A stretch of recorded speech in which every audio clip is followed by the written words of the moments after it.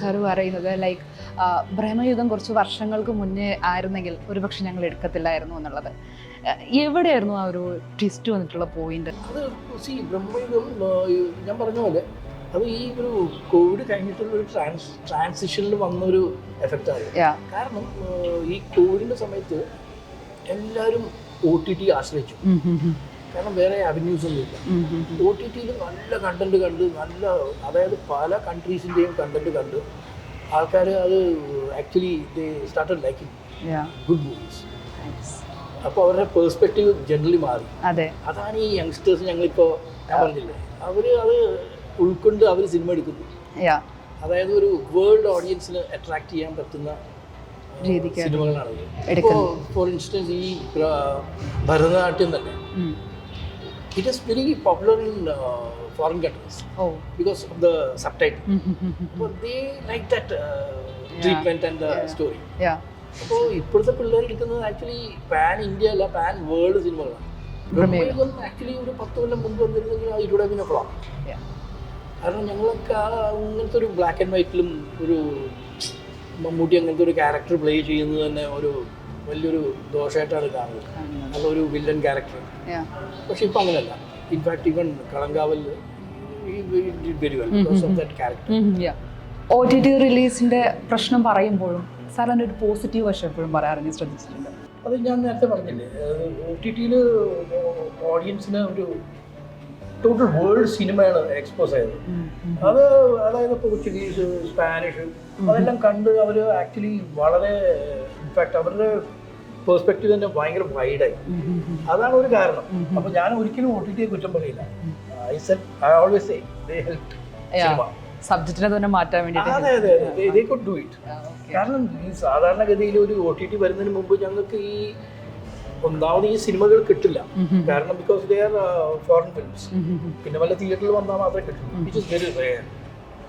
അതുകൊണ്ടൊരു വേൾഡ് ഓഡിയൻസിന്റെ ഒരു പെർസ്പെക്റ്റീവിലേക്ക് കൊണ്ടുവന്നത് OTT ആണ്. ഈ ജെൻസി ഓഡിയൻസിനെ എത്രത്തോളം പ്രതീക്ഷയോടെയാണ് കാണുന്നത്?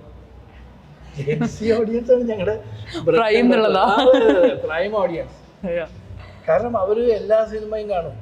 അതായത് ബ്രഹ്മയുഗം പോലത്തെ സിനിമ കാണാൻ അവർ റെഡിയാണ്, വാഴ കാണാൻ റെഡിയാണ്, പിന്നെ ഗഗനാചാരി അങ്ങനത്തെ ഒരു സിനിമ കാണാൻ അവർ റെഡിയാണ്.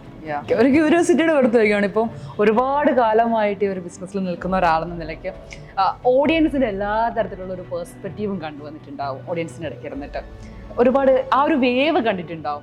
ഏത് ഫേസ് ആയിരുന്നു കുറച്ചുകൂടെ സാറ്റിസ്ഫൈങ് ആയിട്ടുള്ള ഒരു ഫേസ്? എനിക്ക് ആക്ച്വലി ഇപ്പോഴത്തെ ഫേസാണ് ഇഷ്ടം. അതെ, കാരണം അന്ന് ആക്ച്വലി എവറി ഒരു 10-15 ഇയേഴ്സ് ഒരു ചേഞ്ച് എപ്പോഴും കാണുന്നുണ്ട്. മലയാള സിനിമ മാത്രമല്ല, ഇന്ത്യൻ സിനിമയിൽ ഒരു ഫേസിൽ ഒരു സ്റ്റാർസ് 1-2 സ്റ്റാർസ് ഉണ്ടാവും. അവരുടെ സിനിമകൾ എല്ലാം ഹിറ്റാവും. നേരെ മറിച്ച് ബാക്കിയുള്ള സ്റ്റാർസിന്റെ വളരെ മോശമായിട്ടുള്ള ഒരു പ്രതികരണമായിരിക്കും. അങ്ങനെ ഒരു 10-20 കൊല്ലം അങ്ങനെയായിരുന്നു. പക്ഷെ ഇപ്പം അങ്ങനെയല്ല. ഇപ്പോൾ ഏത് ആൾക്കും ഒരു സ്റ്റാർ ആവും. അതായത് he would be a ranked newcomer, but he has a scope to become a star. അതൊരു ഭയങ്കര ഒരു എഫക്റ്റ് ആണ്. I think this is the best phase. OTT റിലീസുകളുടെ പ്രശ്നം നമ്മൾ അതേ സെയിം ടൈം അതിനിപ്പോൾ ഒരു സൊല്യൂഷൻ വന്നിട്ടുണ്ട്. 42-45 ഡേയ്സ് കഴിഞ്ഞു. അത് എങ്ങനെയാണ് അതിലേക്ക് ഒരു പ്രൊസീജിയറിലേക്ക് വരുന്നത്? എങ്ങനെയാണ്? അതായത് ഞങ്ങൾ ആ കോവിഡിന്റെ സമയത്താണ് ഒരു ലീവേ കൊടുത്തത്. ആക്ച്വലി ഇന്റർനാഷണലി 8 weeks ആണ് OTT. അതായത് ബിഫോർ കോവിഡ് OTTയിൽ ഇംഗ്ലീഷ് പടങ്ങൾ പോകുമ്പോൾ ഇറ്റ് വാസ് ആഫ്റ്റർ 8 weeks. അപ്പോൾ ഇവിടെ ഏകദേശം വന്നപ്പോൾ 8 weeksന്റെ ആരും ഫോളോ ചെയ്തില്ല. എന്നാലും ഒരു 4 to 6 weeks ആയിരുന്നു ഇവിടെ ഫിക്സ് ചെയ്തത്. അത് റിലാക്സ് ചെയ്യേണ്ടി വന്നു ബിക്കോസ് ഓഫ് കോവിഡ്. കാരണം കോവിഡിൻ്റെ സമയത്ത് ഒരുപാട് പ്രൊഡ്യൂസേഴ്സിന് ഒരു ഇത് കിട്ടിയില്ല, ഒരു വെന്യൂ കിട്ടിയില്ല മോണിറ്റൈസ് ചെയ്യാൻ. കാരണം തിയേറ്റേഴ്സ് എല്ലാം അടഞ്ഞു കിടക്കുകയായിരുന്നു. ആ സമയത്ത് ചെയ്ത ഒരു ഇളവാണ് ഈ 30 ദിവസം. അതൊരു ഫിക്സഡ് പീരീഡിന് വേണ്ടിയായിരുന്നു. അതായത് കോവിഡ് കഴിഞ്ഞ ഉടനെ then changes, but then it continued because of various reasons. പക്ഷെ now they have also realized that it is better to keep a gap.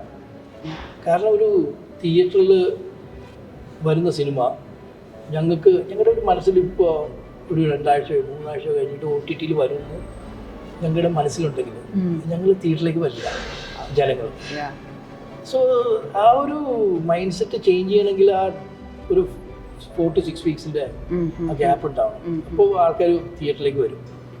കാരണം ഇപ്പോഴത്തെ ടെക്നോളജിയും അഡ്വാൻസ്മെൻറ്റും വെച്ചിട്ട് തിയേറ്ററിക്കൽ എക്സ്പീരിയൻസ് വളരെ സുഖകരമാണ് ഏർലിയർ.